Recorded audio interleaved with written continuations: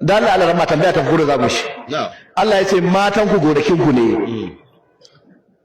wato harsa kuma an nashi ito gonaku ku zo mata ta inda duk kuka ga dama sai mutum ya sadu da matarsa ta dubura wannan ayar ta kare shi kuma ta kare shi ba ya kare shi an nashi ito ya kare ka to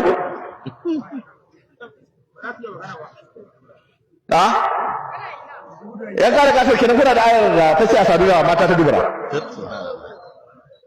a duk kanci kuna ya kare ka to tambaya kare ka to nake sa'ukum matanku harsun lakum gonakinku ne kamar gonakinku ne sai Allah ce fa'atu harsakum ku zo wa gonakinku annashitum ta inda kuke so alga ta malam an kira mace gona kamar yadda a gonarka kana zuwa ka shifka shinkafa ka shifka gero ka shifka dawa sai su hito haka ne kuma haka ba ita kuma mace sai aka ce kamar gona ne nan kai kuma kake shifka ƴaƴa yadda Allah ya faɗa maka a cikin alkur'ani rabbana hab lana min azwajina wa dhurriyyatina qurrata a'yun nan kuma ƴaƴa ake shifkawa to tambayar da zan maka kai ka taba ganin an shifka ɗa ta dubura an haihu ba a taba yi an haihu ba a taba yi ba duk dabbobin duniya ta ina suke haihuwa kallo mani nan dawo mani kan dan adam din shin yanzu ka taba ganin mace da ta haihu ta nan ake amfani da ita amma aka samar da ciki ta nan wannan hanyar ba a taba yi ba Allah sai ya gaya maka to wurin da ake shifka ƴaƴa ne lokacin da Zakariya ya nemi da wa Zakariya iznada rabbahu wa zakariya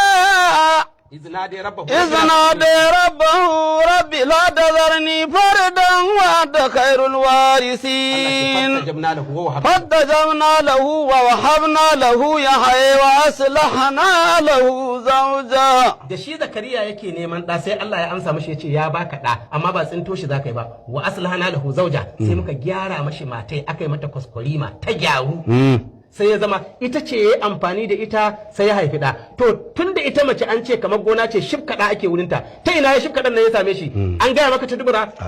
ayat tana nuna maka ta inda ake shifka ƴaƴa ta nan ne ake mu'amala da mata gaskiya ne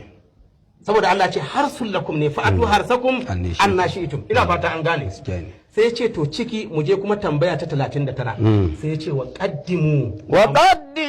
li anfusikum sai ya ce to ga aya ta ce wa qaddimu li anfusikum yace nan da aya ta ce ku gabatar dan amfanin kawunan ku yace to wa qaddimu din nan me za ku gabatar yace a gaya mani tunda kun ce Qur'ani kuka da shi wa qaddimu din nan menene za ku gabatar sai Allah ya gaya maka je ka cikin suratul rum ya gaya maka me zaka gabatar wa min ayati an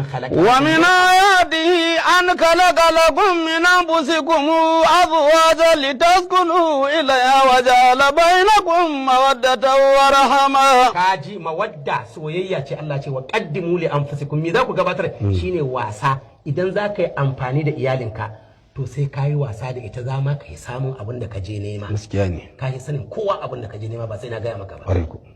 tunda kai ba ɗaki bane kawai da zaka rifto mata da haka ana koya maka ne Qur'ani bai bar komai ba yace wa min ayati an khalaqa lakum min anfusikum azwajan litaskunu ilaiha sai yace waja'ala bainakum mawaddatan idan zaka yi amfani da iyali kenan akwai buƙatar sa soyayya kai wasa da ita wannan wasannin shi zai jawo hankalinta har abin da ka je nema ka same shi